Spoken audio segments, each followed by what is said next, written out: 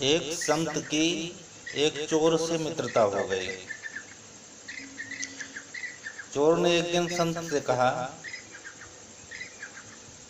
कि हम तो मंदिर रोज आते हैं, आपके साथ बैठते हैं, आपसे बात होती है, आज आप हमारे साथ चलिए, आज हम आपको अपने काम में ले चलते हैं। संत ने पहले मना किया, लेकिन जब मित्रता का वास्ता दिया उसने, तमाम मित्रता से जुड़ी अच्छी अच्छी बातें बताई संत को, तो संत को लगा कि मित्र की बात टालनी नहीं चाहिए। संत जी तैयार हो गए कि हमको क्या करना है, इसके कर्म इसके साथ हैं, हमारे कर्म हमारे साथ हैं, चलने में कौन सी आपत्ति है, चलने से थोड़ी दोष लग जाएगा। संत जी ने उसकी बात मान लिया और चल दिए। रात का समय था, रास्ते में एक सूना घर मिला। चोर को लगा कि चलो क्यों ना यहाँ हाथ साफ कर लिया जाए। चोर ने देखा चारों तरफ से, एक जगह से उसको रास्ता घर के अंदर जाने के लिए दिखाई दिया। संत को भी साथ में लेकर चोर घर के अंदर घुस गया।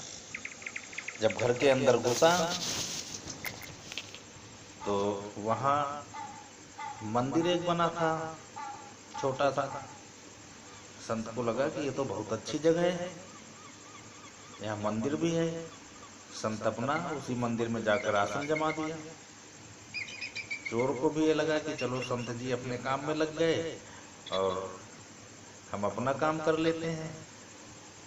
चोर गया, कमरे में घुसा, सूना कमरा था, वहां से सब जो भी उसके काम की चीजें थी समेटना शुरू कर दिया। दूसरे कमरे में मालिक पड़ा था मकान का।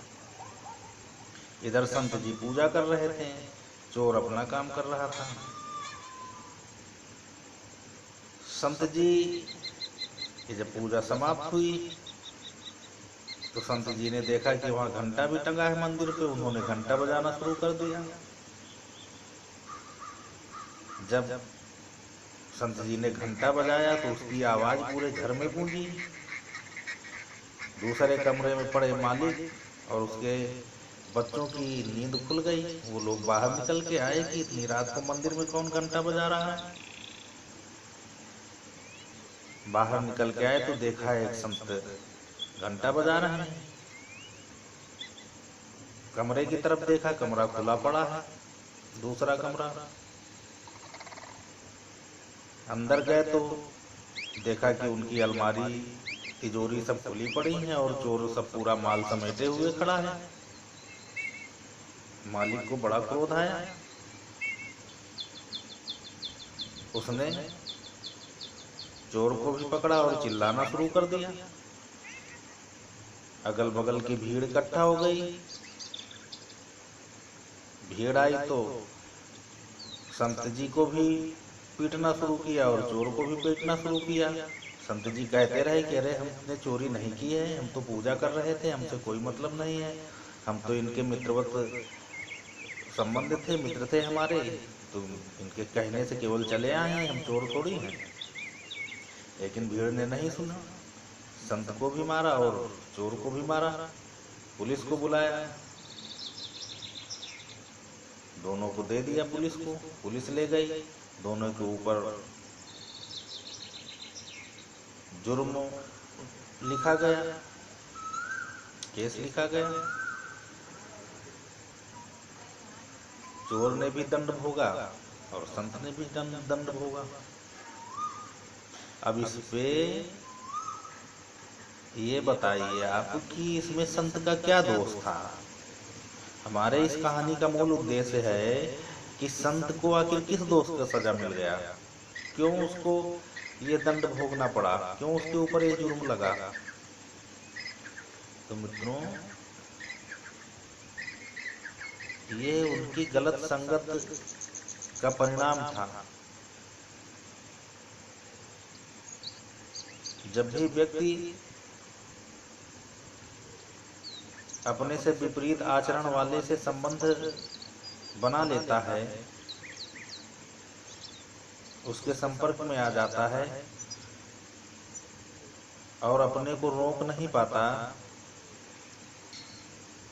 उसके साथ उसके कर्मों में भी शामिल हो जाता है, तो वह लाख सही और सज्जन व्यक्ति क्यों न हो, लेकिन अगर उसका मित्र दोषी है, गलत है, कुकर्मी है और आप उसके साथ सहपाठी बन करके किसी भी कहीं भी आप शामिल हो जाएंगे कर्म में, तो आप निश्चित ही उसके भागीदार हैं दंड के।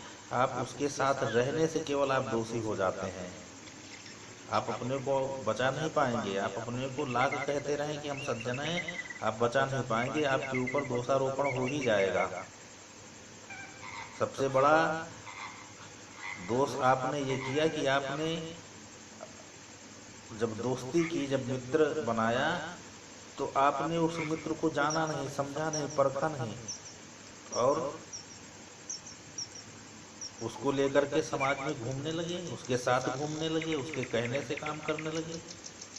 आपके भाव इतने उस मित्र से जुड़ गए कि आपने अपना स्वभाव छोड़ दिया और उसके कहने के अनुसार आप उसके कर्म में शामिल हो गए। आप सज्जन हैं, भले सज्जन हैं, लाख सज्जन हैं, लेकिन जब आप उसके साथ में हैं और वो गलत करेगा तो आपको सज्जन कौन मानेगा।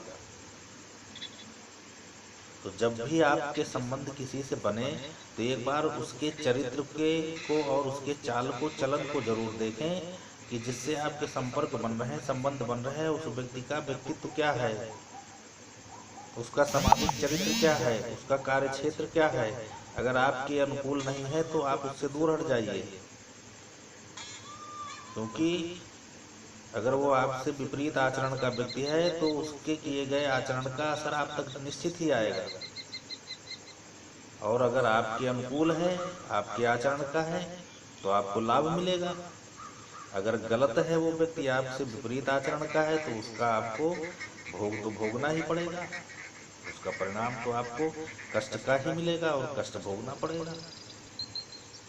आप कितने भी संत हैं, कितने भी सज्जन हैं, कदली सीप भुजंग मुख स्वाति एक गुण तीन, जैसी संगत बैठिए तैसोई फल दीन। आपकी संगत अगर केले से होगी तो आप कपूर बन जाएंगे, आपकी संगत सीप से होगी तो आप मोती बन जाएंगे, आपकी संगत अगर भुजंग के साथ हो गई,